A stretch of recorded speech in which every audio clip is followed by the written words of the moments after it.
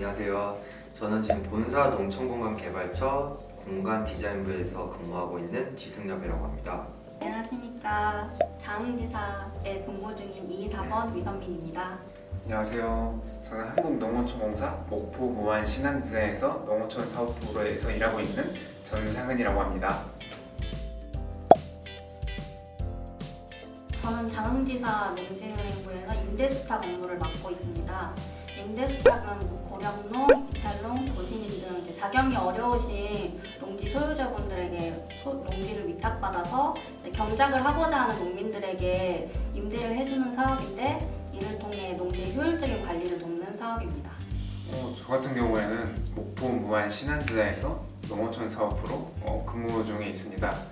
저의 업무는 생산 기반 지역개발 쪽으로 해서 내근 업무를 보조하고 있고요. 그 외에도 지사에서 필요로 하는 사업에 참여해서 그 구성원으로서 지금 업무를 진행하고 있습니다. 저는 지금 농촌공간개발처 농촌공간디자인부에서 BF 인증 업무를 담당하고 있습니다. BF라는 거는 장애물 없는 생활 환경이라 해서 베리어 프리라고 하거든요, 영어로는. 그래서 베리어 프리에 B랑 F를 따서 BF 인증이라고 하죠. 외부에서 들어오는 어떤 도면들에 대해서 저희가 그 장애물이 없는지 그런 걸 체크를 한다고 보시면 됩니다. 삶에서 먹거리는 떼놓을 수 없고 먹거리의 농어촌은 단순히 필수적이고 중요하다고 생각했습니다. 농어촌 발전을 위해 힘쓰는 농어촌 공사야말로 지속 가능성이 있고 안정성이 있는 회사라고 생각하였고, 이 회사의 일원이 되어서 농어촌 발전을 위해 일하고 싶었습니다. 저 같은 경우에는 일단 제 생각으로는 농업은 이제 국가 발전하고 또 국민들을 위해서는 뗄래야 뗄 수 없다고 생각을 했습니다. 저희 직업관 또한 약간 남들에게 도움을 줄 수 있는 직업을 갖고 싶었고, 그리고 또 직렬이 제가 또 토목직이다 보니까 농어촌 공사가 가장 적합하지 않았나 싶어서 지원하게 됐습니다. 2022년 하반기 채용 절차는 서류, 필기, AI 면접 순으로 진행을 했는데요. 면접들은 이 중에서 PT 면접과 인성 면접으로 진행했습니다. 둘 다 동일한 날짜에 진행하고 면접관들은 많았지만 혼자서 진행해서 보다 편하게 면접할 수 있었습니다. 인성 면접이랑 PT 면접을 동일한 날에 진행을 하는 게 약간 부담스럽긴 했는데, 그래도 인성 면접은 생각보다 가벼운 분위기에서 진행이 돼가지고 나쁘지 않았습니다. 저도 앞서 말해주신 것처럼 똑같은 방식으로 진행됐고, 전번번과는 다른 거는 AI 면접이 추가됐다는 것 같아요. 꿀팁을 제가 한번 전수해드리자면은 한국농어촌공사를 준비하는 사람들이란 네이버 카페가 있어요. 거기에 가입해서 정보를 많이 얻으실 수 있는데, 그거 참고하시면은 저처럼 이 자리에 올 수 있지 않을까 싶습니다. 가장 먼저 회사의 인재상을 파악하고 제가 지원하는 직무의 필요 역량을 찾아봤습니다. 그 다음에 그것과 적합한 제 경험을 전부 기록하고 정리하였습니다. 그것을 중점적으로 제가 어떤 역할을 할 수 있는지, 어떤 역량을 발휘할 수 있는지를 중점적으로 자소서를 작성했습니다. 저는 자소서 쓸 때 항상 세 문단으로 쓰려고 해요.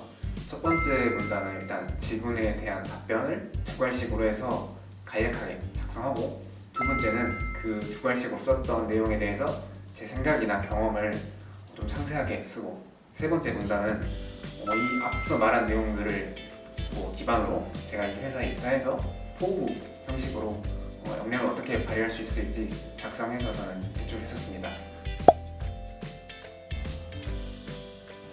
면접을 준비하시는 분 중에 PT 면접을 가장 어려워하실 거라고 생각합니다. 저도 PT 면접을 준비하는데 가장 많은 시간을 들였는데요. 일단 기본적으로 농어촌공사에서 시행하는 사업에 대해서 꼼꼼히 파악을 했고, 그 다음으로는 공사의 홍보 자료, 매뉴얼 리포트 같은 거나 아니면 공사 유튜브 관련된 기사를 찾아보았습니다. 추가로 돌발 질문이 들어올 것을 대비해서 농업 전망에 대한 보고서 같은 것을 찾아보고, 농업 상황과 전반적인 농업에 대한 지식을 쌓기 위해 노력했습니다. 일단은 저 같은 경우는 지금 제가 BF 인증 업무를 하고 있는데 BF 인증 기관이 저희 나라에 9개밖에 없어요. 우리나라에. 그래서 일단은 저희가 고령화되고 있잖아요. 그러면 그런 분들을 위해서 장애물 없는 환경을 만들어주는 게 저희 역할인데 그런 면에서 저는 자부심을 가지고 있습니다. 제가 자부심을 느꼈던 순간은 한 두 가지가 있는 것 같아요. 첫 번째는 막 합격을 했을 때 너 이제 어디 다녀? 이렇게 물어봤을 때 농어촌공사라는 공기업을 다니게 됐다. 이런 거에 대해서 자부심을 느꼈고요. 또 두 번째는 이제 제가 지사에 발령 나서 일을 하다 보니까 선배님들을 따라서 이제 현장에 가는 경우가 많은데 그때마다 이 많은 농업인들을 책임지고 다방면으로 도움을 줄 수 있다는 부분에서 자부심을 느꼈고 또 책임감이 굉장히 중요하겠다라고 느꼈습니다. 제가 생각하기에 농어촌공사는 다른 공기업과 비교해도 공익성이 강하다고 생각합니다. 그렇기 때문에 무엇보다도 공정과 정직이 가장 중요한 덕목이라고 생각하고 추가적으로 민원 응대가 많은 행정직인 만큼 고객 지향성이 있거나 아니면은 친화력이 높은 분이 적합한 인재상이라고 생각합니다.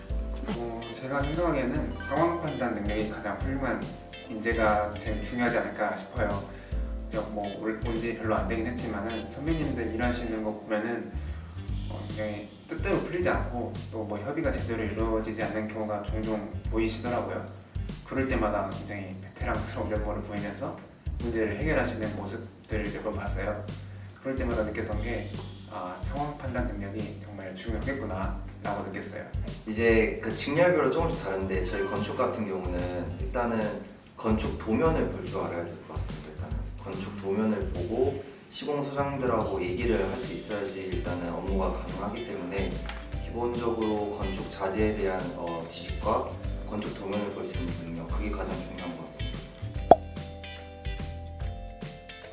합격을 하기 위해서는 일단 영어 점수 같은 경우에는 기본 요건을 맞추고 거기보다 한 토익을 쳤을 때 만약에 요건이 700점이다 그러면 한 750점 정도까지는 맞춰야 좀 합격선에 맞출 수 있을 것 같습니다.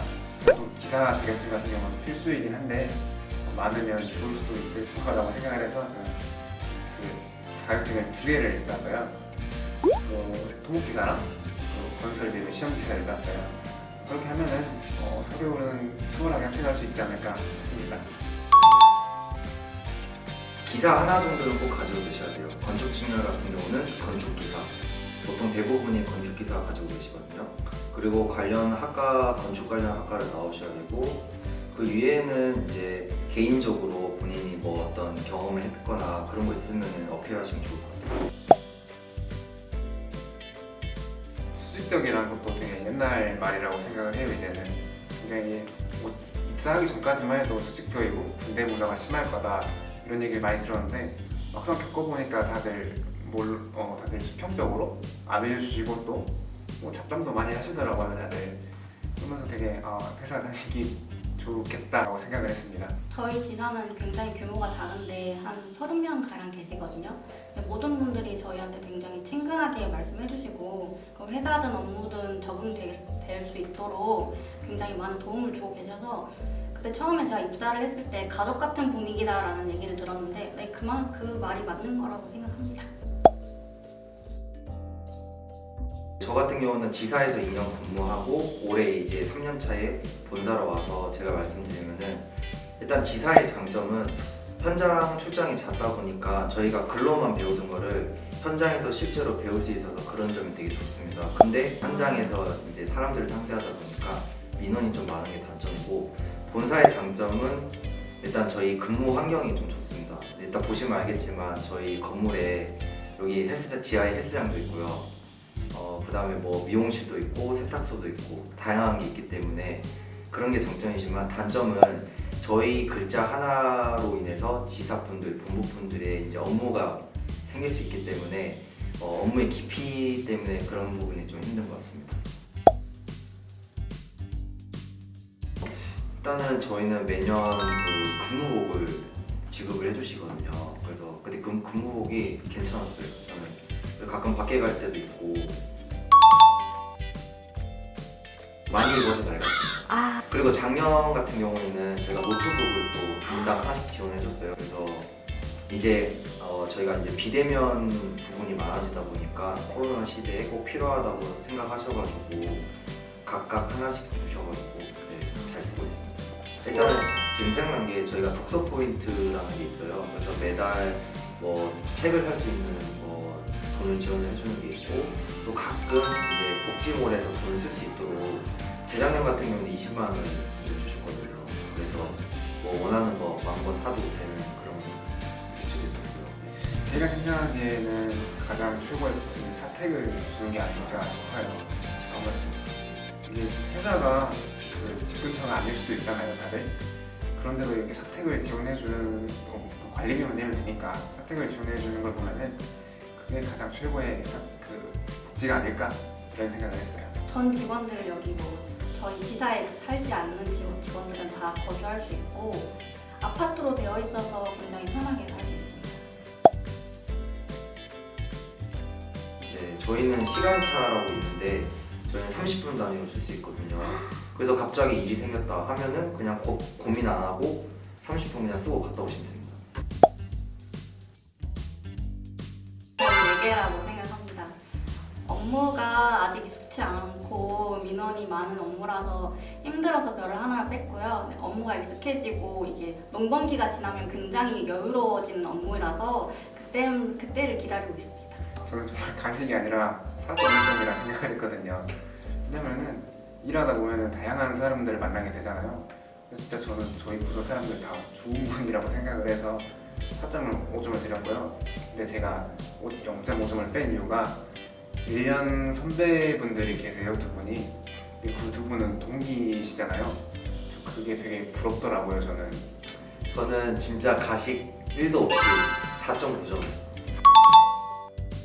1점은 아무래도 저희가 인사 시즌만 되면은 전국 조직이다 보니까 어디로 저희가 갈지 모르게 되는 상황이 생기더라고요.